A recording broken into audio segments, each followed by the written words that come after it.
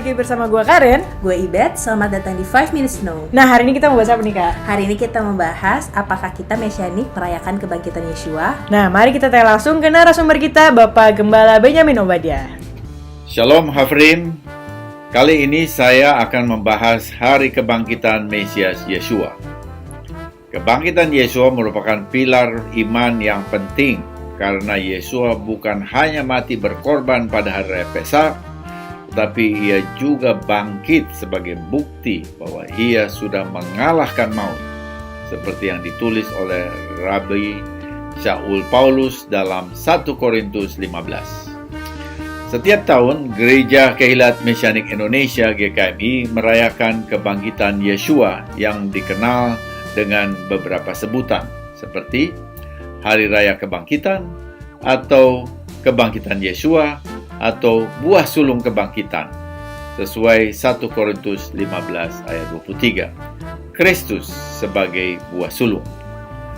Dalam bahasa Yunani tertulis aparke Christos.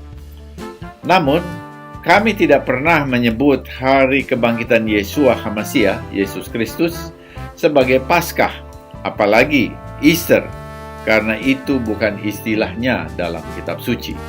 Nah, begitu teman-teman penjelasan dari Pak Ben bahwa Mesianik juga merayakan kebangkitan Yeshua. Nah, ngomongin soal kebangkitan nih, Kak, aku pernah dengar ada istilah buah sulung kebangkitan. Apakah buah sulung kebangkitan itu istilah yang dipakai untuk merayakan kebangkitan Yeshua? Sama ini sih, Kak, aku ada pertanyaan lagi. Apakah buah sulung kebangkitan itu sama dengan first fruit-nya Bikurim? Oke, untuk pertanyaan tersebut, mari kita langsung tanya ke Pak Ben.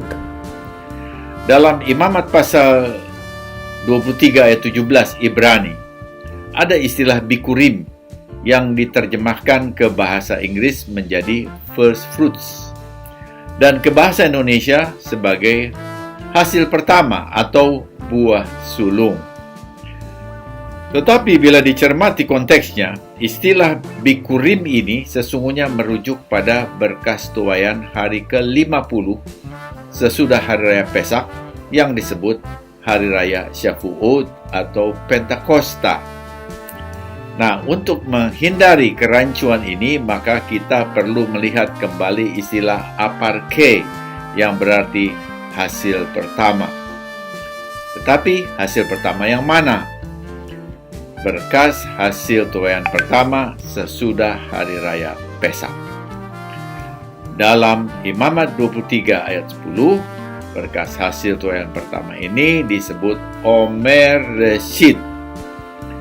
Dalam Septuaginta, yaitu terjemahan Torah dalam bahasa Yunani, Omer Reshit bahasa Ibrani diterjemahkan sebagai aparke dalam bahasa Yunani.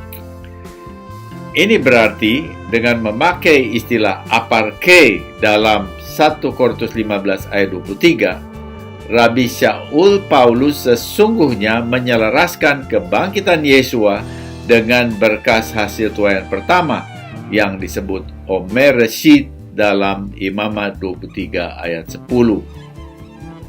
Sementara itu, Bikurim yang diterjemahkan sebagai buah sulung atau hasil pertama sesungguhnya merujuk pada berkas tuaian ke-50 di akhir masa tuaian yang disebut Hari Raya Shavuot.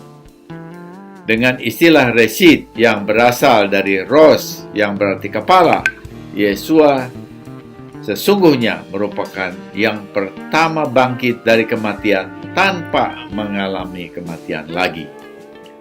Lazarus dibangkitkan dari kematian tetapi ia mati lagi. Pemuda di Nain dibangkitkan tetapi ia mati lagi. Tapi Yeshua bangkit dan naik ke surga, tidak pernah mati lagi. Ini menunjukkan bahwa sesungguhnya ia sebagai firman Elohim yang berasal dari surga. Di sini kita melihat bahwa Rasul Shaul Paulus sebagai Rabi Farisi tetap memakai Torah Moshe sebagai landasan surat-suratnya. Rabi Shaul menulis dalam bahasa Yunani dengan memperhatikan naskah Torah Ibrani dan Septuaginta Yunani. Memahami konteks tulisan Paulus perlu mencermati naskah Torah asli Ibrani maupun terjemahan Septuaginta Yunani.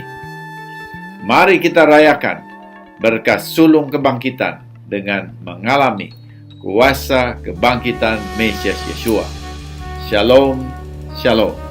Baik, terima kasih Pak Ben atas penjelasannya. Nah, begitu teman-teman 5 Minutes to Know episode ekstra ini. Terima kasih sudah mengikuti 5 Minutes to Know. Bye-bye! Dah.